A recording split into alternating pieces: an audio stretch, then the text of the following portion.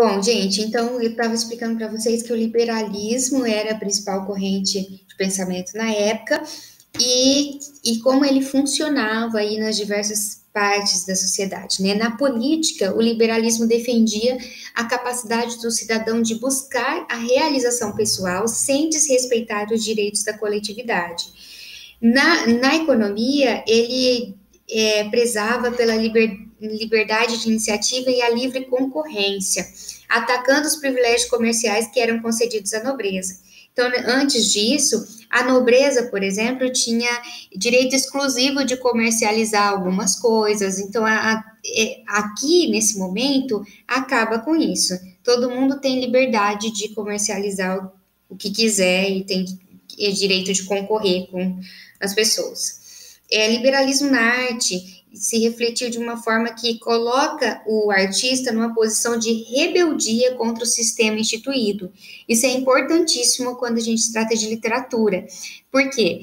Porque a literatura, o poeta, o escritor, o romancista, ele vai ser rebelde em relação a tudo que se tinha de regras literárias antes. Ele não vai seguir essas regras, ele vai partir dos próprios princípios e de como ele quer se expressar, tá? Então ele tem liberdade para se expressar da forma como ele quiser. Enquanto a maioria das obras antigas representavam episódios religiosos ou mitológicos, as românticas escolhiam cenas de obras literárias, episódios históricos ou heróicos e passagens pintados de modo a despertar a imaginação. Então, dá mais ou menos um panorama de como funcionava essa rebeldia também nas temáticas, e não só no sistema estrutural de organização da poesia, dos contos, enfim. As pinturas ignoravam os padrões dos mestres acadêmicos e valorizavam a expressão da individualidade, também isso mostrando como funcionava na pintura. E em todos os âmbitos das expressões artísticas isso se repetia, né? A liberdade de cada artista seguir os seus instintos, os seus princípios. E para isso, já como o próprio artista tinha que valorizar os seus instintos, houve então uma valorização da subjetividade. O que é subjetividade? Do eu, né? Tudo que é subjetivo, que vem do eu, que vem do próprio artista. Então, essa é uma das características mais marcantes também do romantismo, valorização da subjetividade. Vamos lá, então.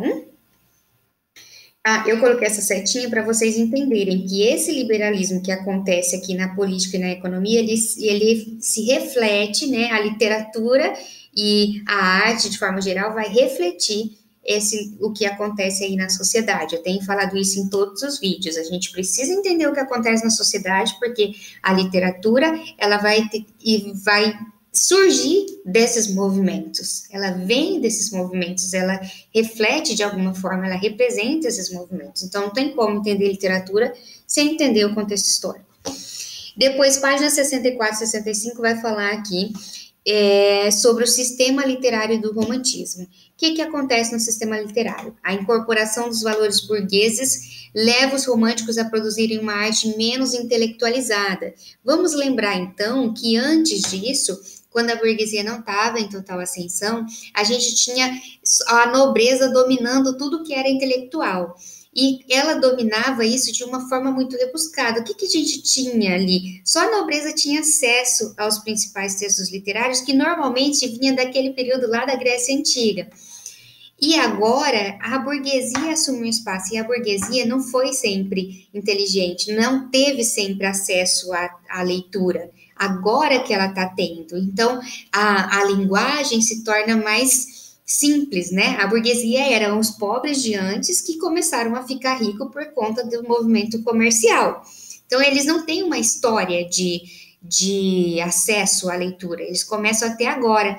E, junto com isso, eles começam a ter uma arte mais tranquila, menos intelectual, tá? A liberdade estética, faltas de regras pré-estabelecidas, isso eu já falei, que é uma característica do sistema literário do romantismo. Valorização da originalidade e individualidade. Verossimilhança. Verossimilhança quer dizer que você faz um texto que é possível ser real.